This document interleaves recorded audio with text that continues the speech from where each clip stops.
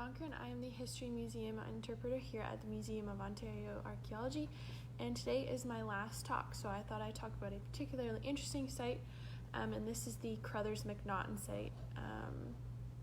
And I should mention, always remember that if you have questions, feel free to comment. I will either answer them as best I can or find someone who can. So back to the site. The Cruthers-MacNaughton Site is located in Vaughan, which I also talked about a site called the Edgar Site, which is located in this same region, and that is actually, we've got some artifacts here in our museum on display, so you should come and visit us. So Archaeological Services Incorporated was retained by Urban Land Management on behalf of the Topaz Group to conduct an excavation of the site, which was discovered during stages 1 and 2 assessment. So Topaz Group needed an assessment from ASI because they were going to build a subdivision in this location. So the site is located about 20 meters away from a 2-story stone and brick house constructed for the Reverend Peter MacNaughton and his family sometime after 1861. Although actually much of this house burned in a kitchen fire in 1881, the report says that Mrs. MacNaughton actually left the stove on, went out to milk her cows, and then came back, and unfortunately a lot of the interior had burned, but the structure still stands. So, but the original house on this site was probably not built in this location. So archival research conducted for this project indicated that the materials at the site could relate to a structure that predated this MacNaughton house, occupied by John and Polly Cruthers from 1814 until 1836. So hence the name Cruthers-MacNaughton, these two families. So the site was originally comprised of 200 acres. The lot was granted to Samuel Street in July of 1798. In 1808, the lot was subdivided and the west portion was sold to Conrad Pratt, who then sold it to John Cruthers in 1814. So in 1836, the property was then sold to Reverend Peter MacNaughton, a native of Perthshire, Scotland, who was the first Presbyterian minister in the community of Maple. So he preached from 1832 until 1844. MacNaughton married Agnes Elizabeth Monteith, also of Perthshire, and most of their children were then born in Canada. The family farmed the land. Wheat, oats, peas, and potatoes grew as well. They also had a 13-acre orchard on the site. The family kept 50 sheep, 6 milk cows, 1 steer, 8 pigs, and 5 horses. And this is all, evidence for this is all recovered from the site, as well as archival research. So Peter MacNaughton died in 1878. His wife died in 1888, so just about 10 years later, Peter MacNaughton Jr. and his unmarried sisters continued to live in the house and farm the land before the house was eventually sold. So I will jump into some of the artifacts here. The first one I have, so this is a smoking pipe, or the stem fragment, not a fragment, it's actually almost the entire stem. And it actually has teeth marks in it, which I'm not sure, maybe it'll focus a little better. So this has teeth marks in it, and I've discussed clay pipes a lot before, so you should refer back to some of my old pipes, but this is actually one of the only ones I've come across that has very distinctive teeth marks in it. So this is where the smoker would have clenched the pipe between his teeth, of course. You'll also notice that this pipe has, the stem has been whittled to quite a short stub, so this is actually where the bowl was. The bowl, unfortunately, is long gone. So this heavy wear and refurbishment of this, it being so short, is probably because it represented actually a favorite pipe. So the archaeologists who worked on the site suggested that perhaps the pipe perhaps sustained this damage to its original mouthpiece, which then caused the shortness. So typically they're quite a bit longer. Or it could also represent the unintentional modification of the stem to make it shorter without actually having this breakage and whittling down. So pipes were quite commonly modified in this way in these types of farmstead assemblages specifically, because it was much easier to perform tasks with the pipe held closer to your body rather than one that was long, which would then get in the way. So you could hold it in your teeth and then go about your task, whereas ones that were longer, you had to hold the bowl and that kind of thing. So those are some of the interpretations to why this one is specifically so short. I have another pipe here, or piece of a pipe. So this is a fragment of a pipe bowl from a terracotta pipe. So terracotta is an unglazed, typically brownish red earthenware. And terracotta has a very wide range of uses, which I'm sure most of you have heard of it being used. Flower pots specifically that we still use today are often made of this terracotta. It's a very reddish brown, quite porous clay. Moving on, one of the things I haven't talked about before in these talks is weaponry. So from the firearms and firearm accessories classes, I have a few artifacts here. So on the site there were 3 lead bar fragments, one of which I have here, in a molten lump of lead recovered, and this is probably from the manufacture of lead shot.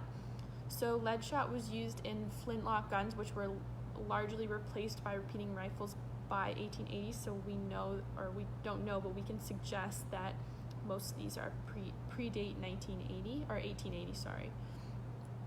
So lead shots are lead shots are made using lead shot towers. So this is a process that was pioneered by William Watts of Bristol, who adapted his house by adding a 3-story tower and digging a shaft under the house through the caves underneath to achieve the required drop. So the process was patented in 1782, and the process was later brought above ground by what are called shot towers. So basically, shot towers work by a worker would drop molten lead through a copper sieve in these towers. The lead then fell from the top of the tower to the bottom. So this surface tension of this fall makes the drops of molten lead become spherical, and the lead shots would then solidify while still dropping, which would cause it to retain this spherical form. And then water is often placed at the bottom of the tower, causing lead to be cooled immediately after dropping. So these lead shot towers typically range from 40 meters to 80 meters high, depending on the size of the shot. So larger shots need more time to drop because they needed more time to shape and more time to cool in the air, and therefore needed a higher tower. That said, a really high tower could make smaller ones as well. It just depended on your typically desired size.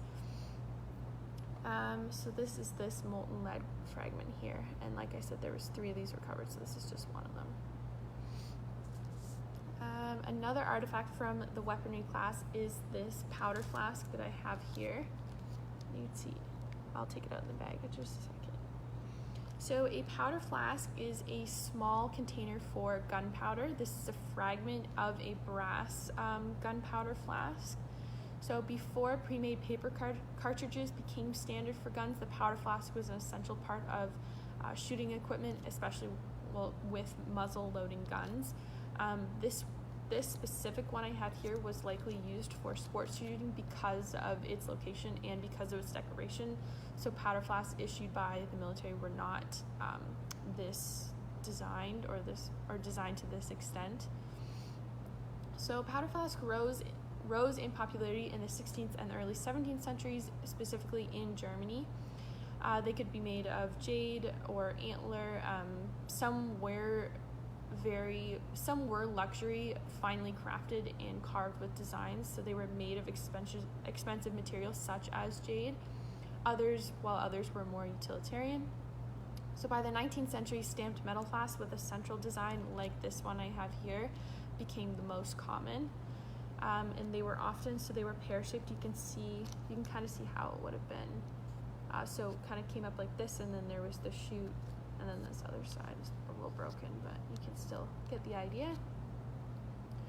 So these flasks could actually be quite dangerous. There was the risk of explosion. So some explosions cause death. At least some of the reports I've read, others cause serious injury, including blindness and deafness. So as a safety feature, and most likely this one, just because of its date, they would be spring-loaded, so the caps would flick close, which, like I said, is a safety feature to try and prevent these explosions. So this one has been stamped. It's got a man holding a rifle, and then this is a Labrador Retriever, so you can kind of see the dog here. I'm not sure. Wish I could see it a little better, but anyway. And this one is actually nearly identical to another powder flask recovered from another site. So this site was called the Witter Site, which is located in Lambton, and this site was dated to about 1850. So archaeologists can suggest that this flask was manufactured and used around this time as well. Moving on, I have this very small glass bottle. So this glass bottle is presumed, which is not actually a bottle, it's just shaped like a bottle. It's so narrow that, yeah, it doesn't hold anything. So this is presumed to be a toy. Sometimes mini glass pieces like this are promotional, but this one's undecorated, so it's absolutely plain. So it's probably not a promotional product because, of course, a company would stamp its name onto it. And this is actually quite unique. So, yeah, I personally haven't seen anything quite this unique. And this is actually in the shape of a liquor bottle, so I don't know, if it's a kid's toy, that's pretty different, but I also have with me a piece of an actual liquor bottle, which I will grab here. So this is an amber bottle with a 2-part finish and molded grape design, these are the grapes here, these kind of bubble looking things. So it resembles bottles manufactured by the Dominion Glass Company for the Jordan Wine Co. We can't say for sure. All that's imprinted on this one specifically is actually, it's got design written right here, but there's no specific manufacturer left to make out. So these were made for the Jordan Wine Co. When the Diamond Glass Co. committed to machine production in 1913, it merged with Sydenham Glass Co., which is probably who made this. So the Barcelo family established the Dominion Glass Co. in Montreal circa 1866, just to give you a little background. It also has, which is probably not going to be visible on the camera, but I will try in a second. So it's got what's called an Owen suction scar. So this is giving it a post-1903 manufacturing date. So this scar also allows us to say for sure that this bottle is machine made. So Owen's suction scars are from Owen's automatic bottle machine produced bottles. It is distinctive to this suction process, which feeds glass into the bottom of an Owen's machine's Pearson mold. So Michael Joseph Owens was an inventor of machines to automate the production, was the inventor of these machines to automate the production of glass bottles. So he formed the Owens Bottle Machine Company in 1903. His machines were known for their speed and this very distinctive scar. They produced glass bottles at a rate of 240 per minute, which was quite remarkably fast for the time. So prior to this mechanization, glass workers were blowing molten glass into metal molds. But with the increase in demand for bottles, this stimulated many attempts at automated bottle machines in Europe and the United States. So Michael Owens devised the first commercially successful, fully automatic bottle-making machine in 1903. Not only did these machines revolutionize the industry, the Owens machines played a major role in actually ending child labor in glass container plants. So in 1913, the National Child Labor Committee of New York City said that this rapid introduction of these automatic machines did more to eliminate child labor than they had been able to do through legislation. So yeah, this makes these machines pretty important and pretty advanced for the time. So they were actually known to have reduced the need for labor by about 80%. So yeah, made a huge difference. And that is actually all I have for today. So I hope you enjoyed this series of talks. Yeah, thank you so much for watching.